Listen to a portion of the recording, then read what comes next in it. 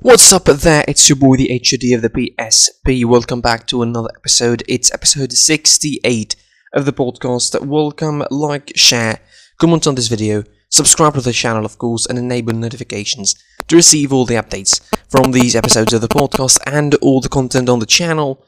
Follow us on social media, SerieA on Twitter, Pitch SidePod on Instagram. You can listen to this on Google Podcasts, Spotify, or any other platform. We added, of course, a CAF Champions League preview for African Champions League there. Go check it out if you want to, and you can listen wherever you can get your podcasts from. You're welcome.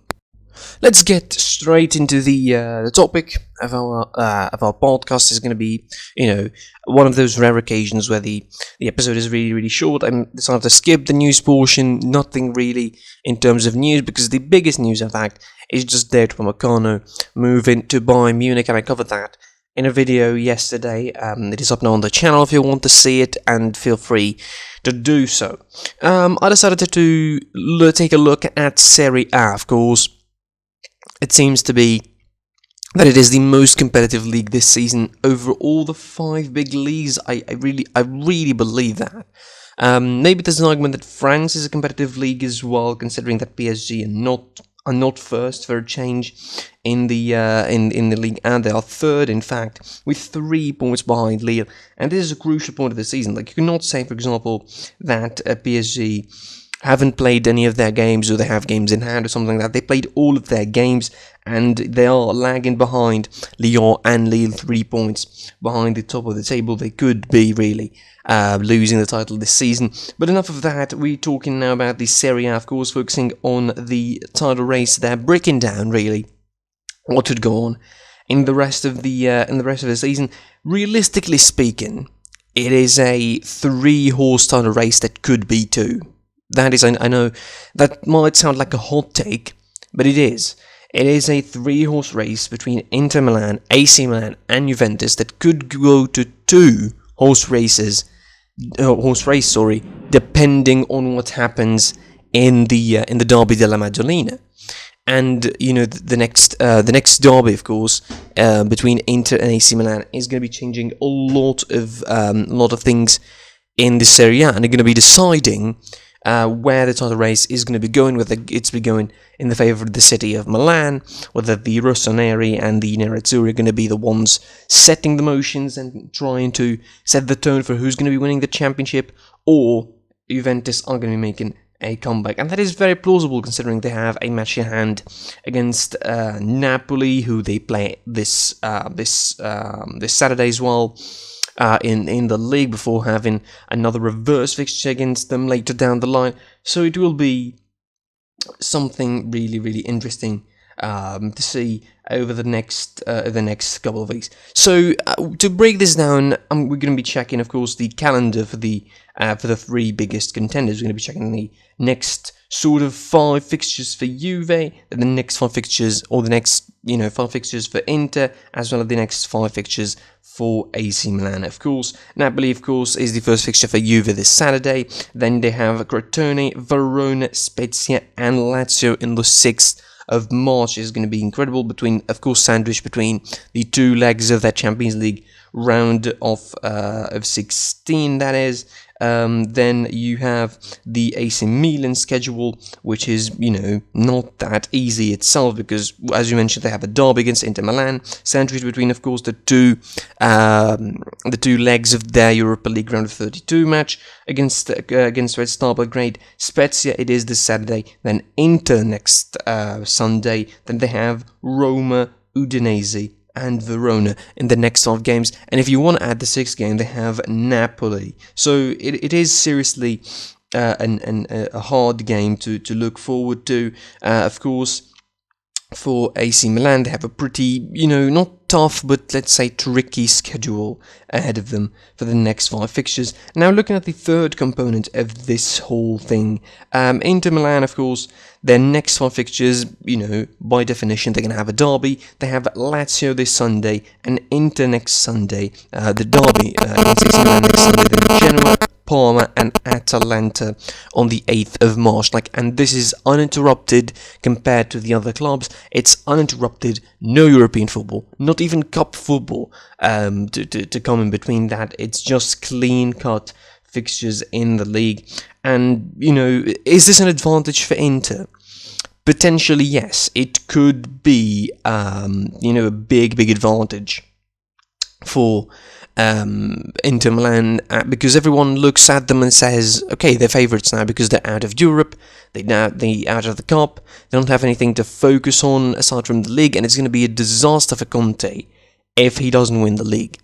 And I tend to agree. I tend to really agree, because for Conte, it's all to play for now. It's all to play for in the league. It's all to really, compete for the eggs are in the basket of the league, because the Champions League, he went out of the Champions League in a horrific way, going out 4th in the group in the Champions League, in a group where there is Shakhtar Donetsk and Mönchengladbach, and all respect to those two clubs, but Inter should be favourites for the depth of the squad they have, for the experience that Conte has, for the quality of players that Inter have. I mean, it's not exactly the fact that they have bad players. I mean, they have the likes of Eriksen and Lukaku, Martinez, Hakimi, Barella. I mean, across the board, they had very, very good players, but somehow they managed to bottle it out, go out in 4th in a group where there's Shakhtar Donetsk and Mönchengladbach, and not just that, but they failed to score against Shakhtar Donetsk in the last game. And they were desperate for an attacking sort of, injection. But, Eriksen was subbed late, we all remember the situation, and Inter were out of the European competition. Last season, they were ousted as well of the Champions League, and they went to the Europa League, went to the final, didn't win.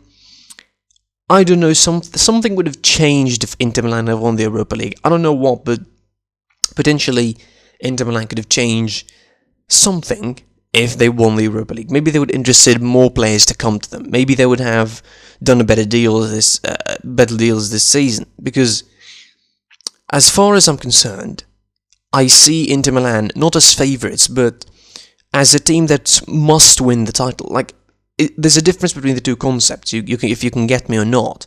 But Inter Milan must win the title because it's a disaster for Conte, and it's going to be a catastrophic ending to the season if they don't win the title. A trophyless title in Inter Milan now is a normal thing in the last decade or so, because they've been having those for years.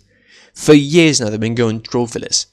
It is seriously becoming a worrying trend for Inter not winning titles. You could say that for AC Milan as well. They have been trophyless for the last 7 to 8 years or so, since winning the title back in 2011 or so. Inter Milan won the title in 2010, and then Milan won it in 2011, and we never saw the Milan sides again in the title picture.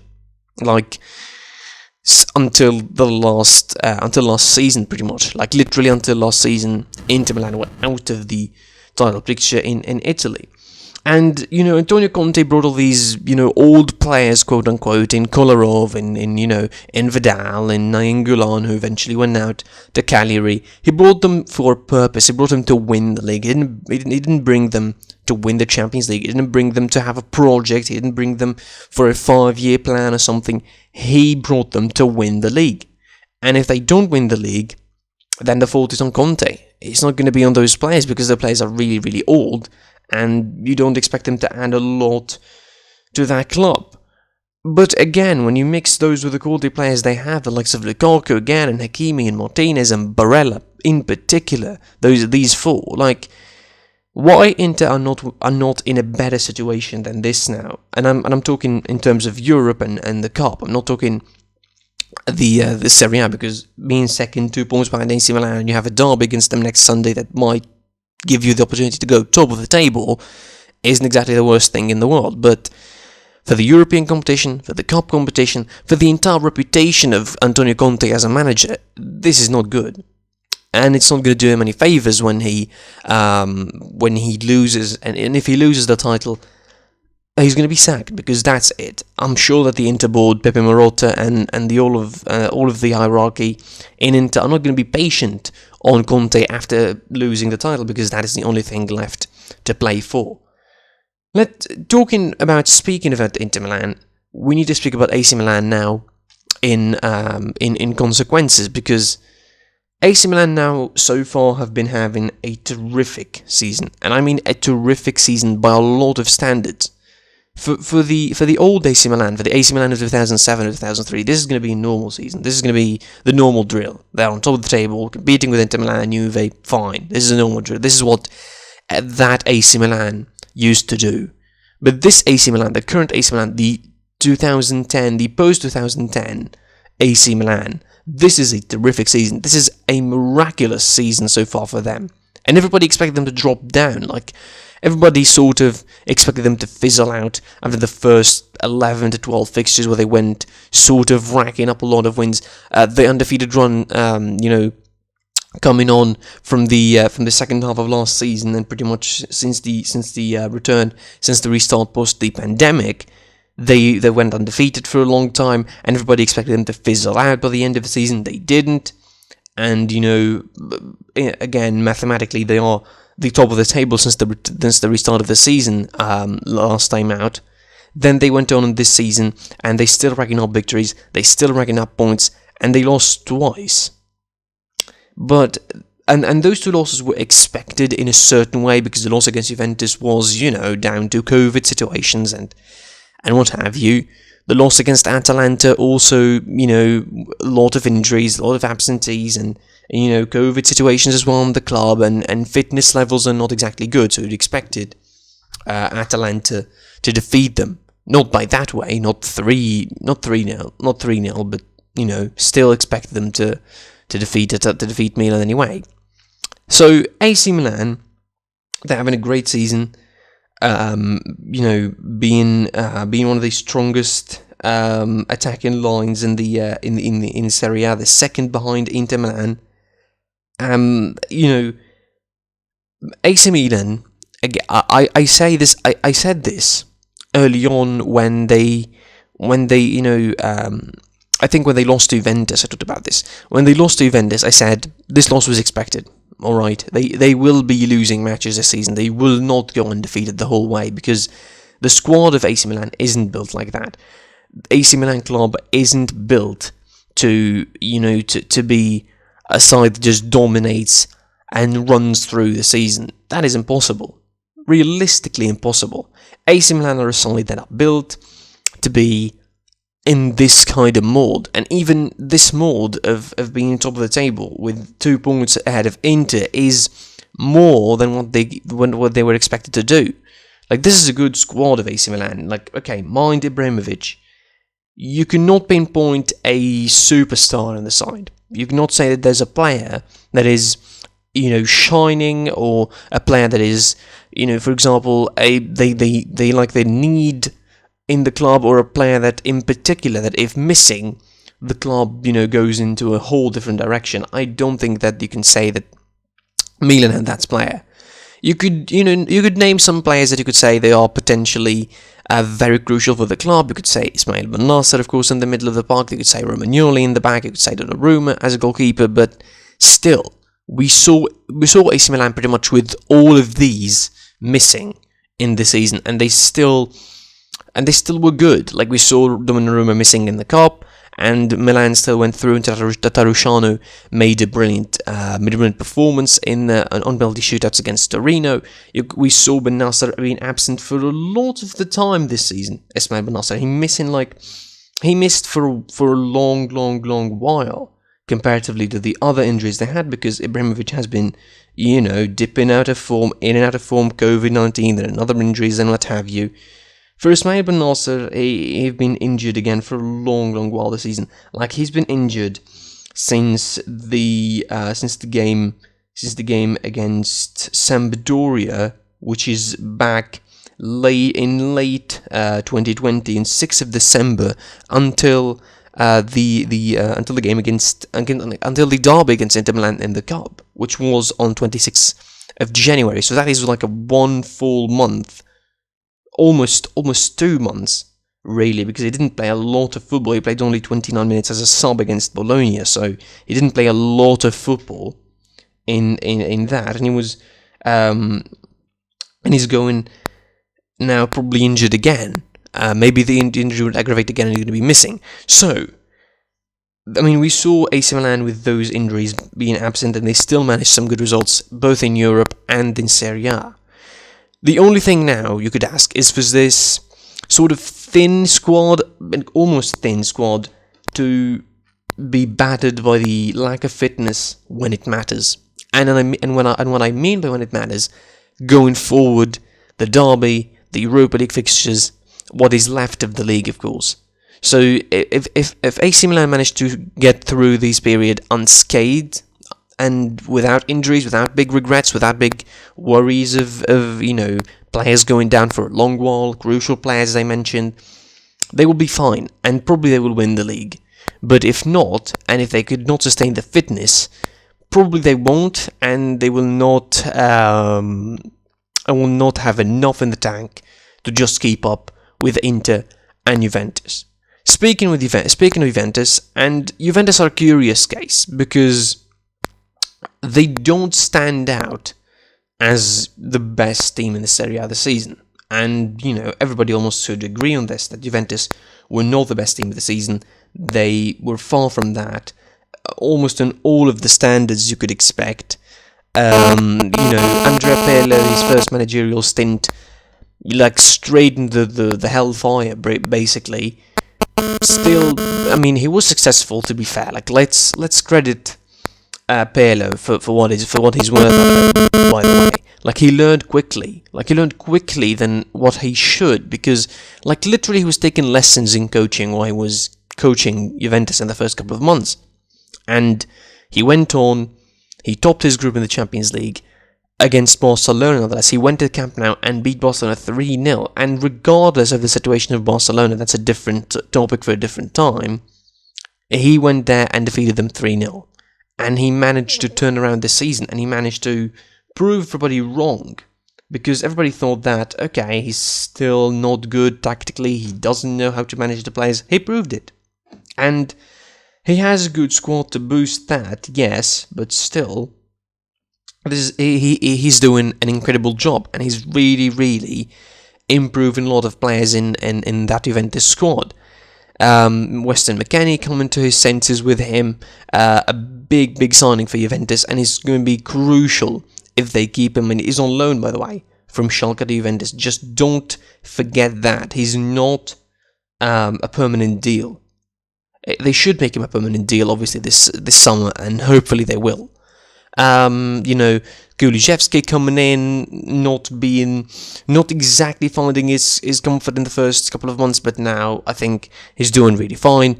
Federico Chiesa coming on loan from Fiorentina, also finding his groove at the club at the moment.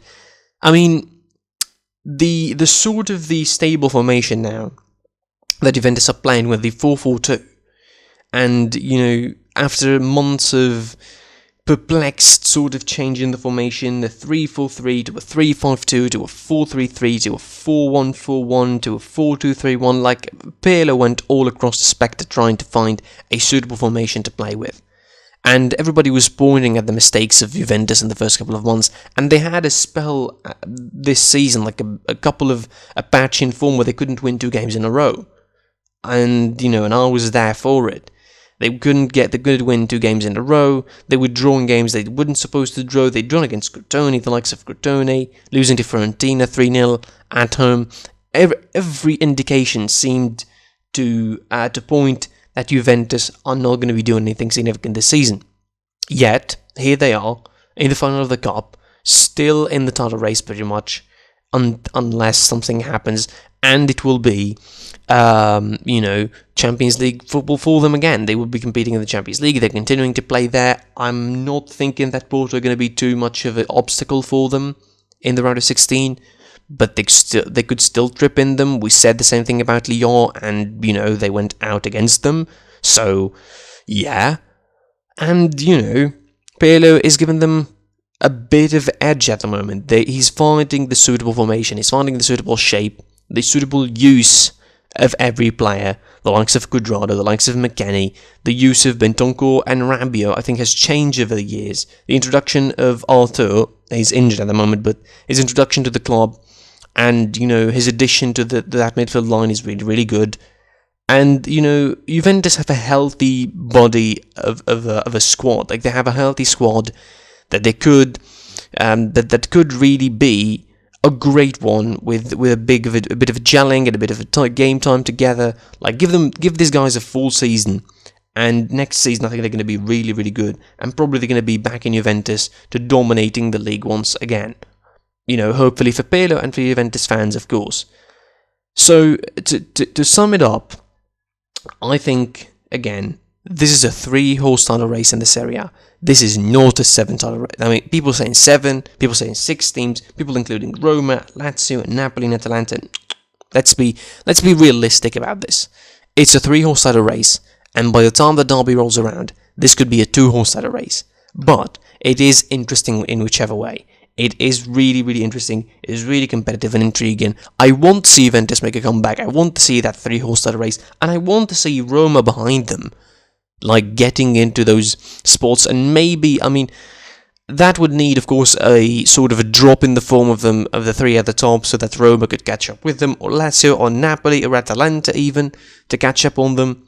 Which seems a very, unplausible option that either Napoli or Atalanta are going to be catching up to them. The best they could do now is to settle for a Europa League / Champions League spot. So, this is going to be an interesting title race to see pan out. And hopefully for them, hopefully for us as fans, hopefully for the Italian football, that will give Serie A the boost in the arm that it needed, the shot in the arm that it needed, because for 9 long seasons it has been all Juventus. And of course we could say the same thing about the Bundesliga, and we're leaving that to a different discussion as well. And that is it from me for this episode. I was your boy, the HOD of the PSP. You can like, share, comment on this video, subscribe to the channel, enable notifications to receive all the updates. Again, most importantly, subscribe really. Follow us on social media, SerieA on Twitter, Pitch Sidepod on Instagram. Listen to this on Spotify, Google Podcasts, or any other platform. And until the next time, I'll be seeing you soon.